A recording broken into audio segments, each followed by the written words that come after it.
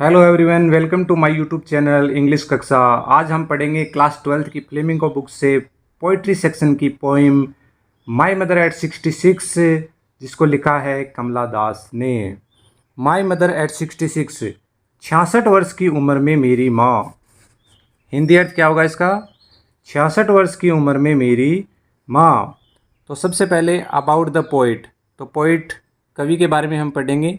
तो यहाँ पे पोइट नहीं है, पोइटेस है, कमला दास।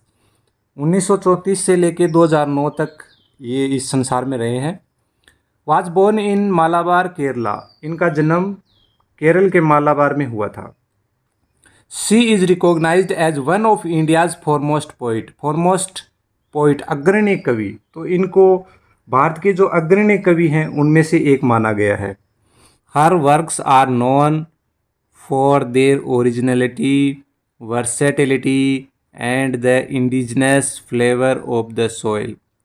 हर वर्क्स, जो उनका कार्य है, उनका कार्य मतलब जो उन्होंने लिखे हैं, कविताएं लिखी हैं, किताब लिखी है, वो जानी जाती है देयर ओरिजिनलिटी, उनकी मौलिकता के लिए, वर्सेटिलिटी, बहुमुखी प्रतिभा के लिए, and the indigenous flavour of the soil, और जो अपने ग्रामीण परिवेश से, जो अपना स्थानीय परिवेश होता है, उसकी खुशबू से भरी हुई वो जानी जाती है।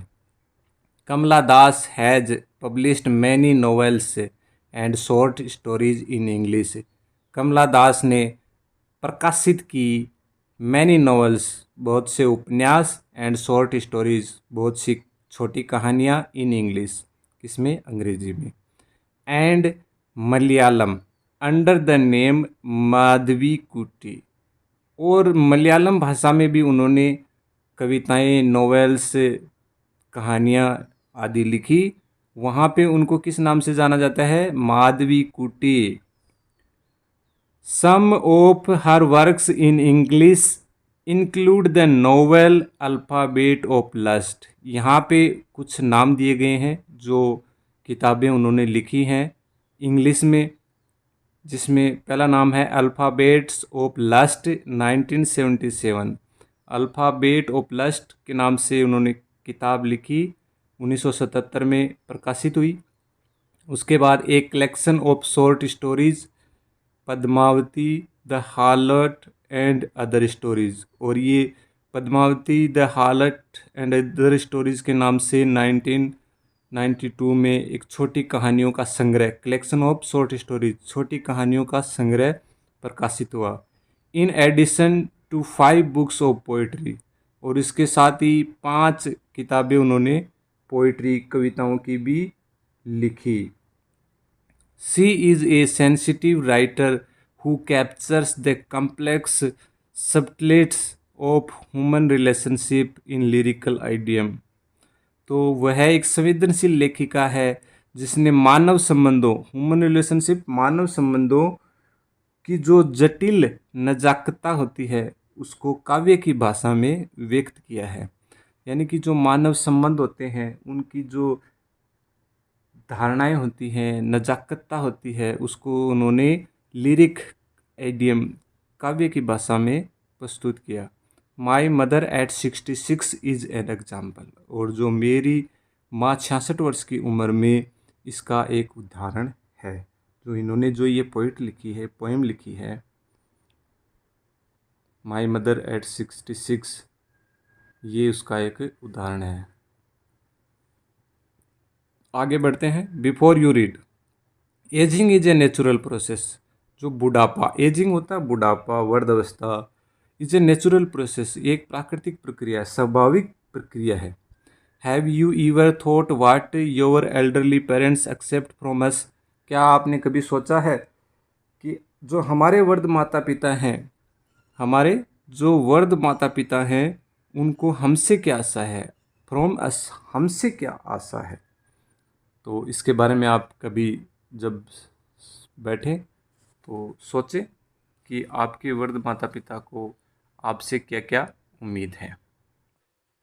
चलिए फ्रेंड्स, स्टार्ट करते हैं पोएम को पढ़ना।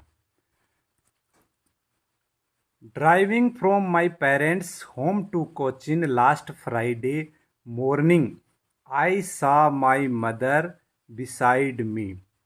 Doge open mouthed, her face ashen like that of a corpse, and realized with pain that she was as old as she looked, but soon put that thought away and looked out at young trees sprinting, the merry children smiling out of their homes. But after the airport's security check, standing a few yards away, I looked again at her, wan, pale as a late winter's moon, and felt that old familiar ache, my childhood's fear. But all I said was, "See you soon, Amma." All I did was smile and smile and smile.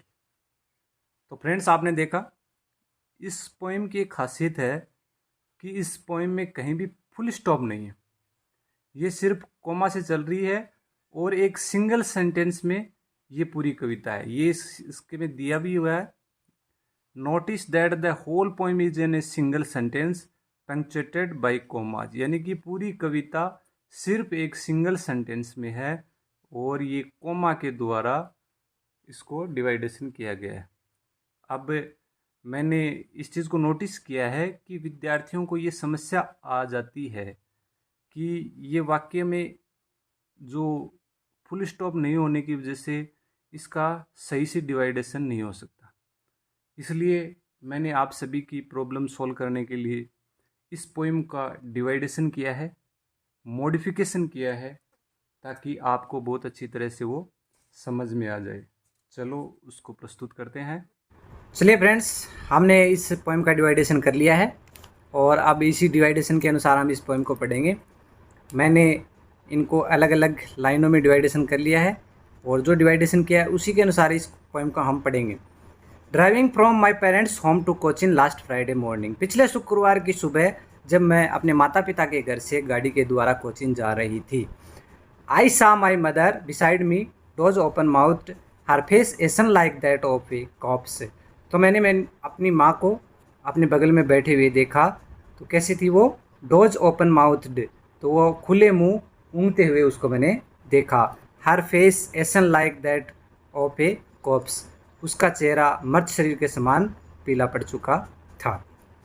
And realised with pain that she was as old as she looked, और तब मैंने दुख के साथ, दर्द के साथ महसूस किया that she was as old as she looked, कि वो इतनी बूढ़ी हो चुकी है, इतनी वर्द हो चुकी है जितनी वो अपने चेहरे से दिखाई दे रही है, कि उसकी माँ इतनी बूढ़ी हो चुकी है कि शायद बहुत जल्द उसका अंत समय नज़दीक हो और वो इस संसार को छोड़कर चली जाए। और जो कवयित्री है वो अपनी माँ को खो दे, इतना उसको दुख के साथ उसने इस चीज़ को महसूस किया। But soon put that thought away, लेकिन जल्दी ही मैंने ये जो दुखद विचार थे इनको दूर किया, कि ये जो विचार उसके मन में आ रहे थे कि उसकी माँ इतनी बूढ़ी हो चुकी है कि वो जल्द ही शायद इस संसार को छोड़ दे, तो इन विचारों को मैंने क्या किया, दूर किया। And looked out at young trees sprinting, the merry children spilling out of their homes, और बाहर देखा, लुक्ड आउट, बाहर देखा, क्या देखा, यंग ट्रीज स्प्रिंटिंग, जो छोटे पेड़ हैं, जवान पेड़ हैं, वो क्या कर रहे हैं, दौड़े जा रहे हैं, दौड़ते हुए चले जा रहे हैं। तो आपको पता होगा पेड़ दौड़ते हुए तो जाते नहीं हैं, लेकिन जब आप गाड़ी में बैठते हैं तो आप देखते होंगे कि पेड़ ऐसे लगता है जैसे पेड़ दौड़ते हुए पीछे जा रहे हैं। तो इसी तरह उसको भी महसूस हुआ जब उसने बाहर देखा, तो यंग ट्रीज स्प्रिंटिंग, जो जवान पेड़, छोटे पेड़ हैं, वो क्या कर रहे हैं, दौड़ते हुए जा रहे हैं। The merry children spilling out of their homes, और जो हंसते हुए बच्चे हैं, मेरी चिल्ड्रेन हैं, स्पाइलिंग आउट, उछलते कूदते हुए वो बाहर आ रहे हैं अपने घरों से वो उछलते कूदते हुए बाहर आ रहे हैं। But after the airport security check standing a few yards away, और जब एयरपोर्ट पहुंचाने के बाद, एयरपोर्ट में अंदर जाने के बाद, एयरपोर्ट की जो सिक्योरिटी सुरक्षा जांच होती है वो हो जाने के बाद, standing a few yard away, तो कुछ दूरी पे खड़े हुए होकर मैंने वापस क्या किया, I looked again at her, मैंने अपनी माँ की तरफ दोबारा देखा। क्या देखा?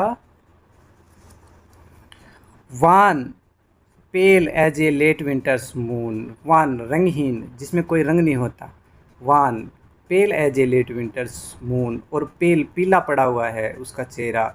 उसका चेहरा कैसा है? रंगहीन है, उसके अंदर कोई रंग नज़र नहीं आ रहा, पेल पीला पड़ा हुआ है। किसकी तरह? As a late winter's moon, जो सर्द ऋतु का जो आखिरी चंद्रमा होता है, या लेट आखिरी सर्दी के आखिर की ऋतु का जो चंद्रमा होता है उसके समान वो चेहरा उसका नज़र आ रहा है। And felt that old familiar एक माई चाइल्डहुड फिर से, और तब मैंने महसूस किया मेरा पुराना जाना पहचाना दर्द, मेरे बचपन का भय। बचपन का भय क्या है उसका?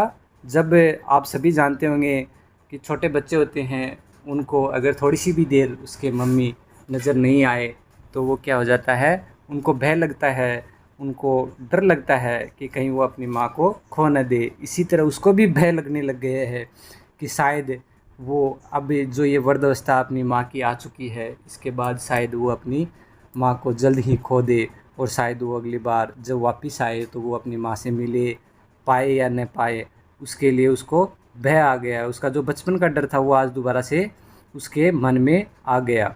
But all I said was see you soon Amma, लेकिन इन सब पर काबू करते हुए आखिर में मैंने एक काम किया, और वो क्या कहा? सी यू सून अम्मा, जल्द मिलेंगे अम्मा। माँ, अपनी माँ से उसने टाटा बाय बाय करते हुए क्या कहा कि जल्द मिलेंगे माँ। All I did was smile and smile and smile, और ये करते हुए मैं बस केवल मुस्कुराती रही, मुस्कुराती रही, मुस्कुराती रही। इस पोएम को लिखा है कमला दास ने। तो अगर आपको ये कविता समझ में आई और ये वीडियो आपको पसंद आया तो लाइक कीजिए, और हमारे चैनल को सब्सक्राइब कीजिए जिसका नाम है इंग्लिश कक्षा। Thank you.